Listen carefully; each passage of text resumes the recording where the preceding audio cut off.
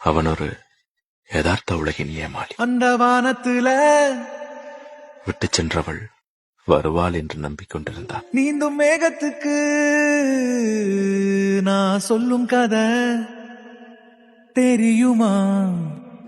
யார்கள் அவன் கற்பனைகளுக்கும் வேதனைகளுக்கும் சொந்தக்காரி. இந்த பூமியில இந்த தனிமை மிகவும் கொடுமையாக இருந்திருக்குமே. உள்ள சாமிக்கெல்லாம் நான் கத்தி சொன்னாலும் என்று கேட்டாள். கேக்குமா? அவள் நினைவோடும் இசையோடும் இருள பார்க்காம இந்த தேநீரோடும் வாழ்ந்து கொண்டிருக்கும் எனக்கு வெளிச்சம் தெரியாதா?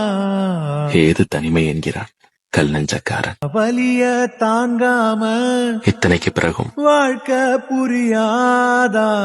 8 தசையும் கேட்டிருக்க அவளை காதலிக்கத்தான் வேண்டுமா? வழியே கிடையாதா?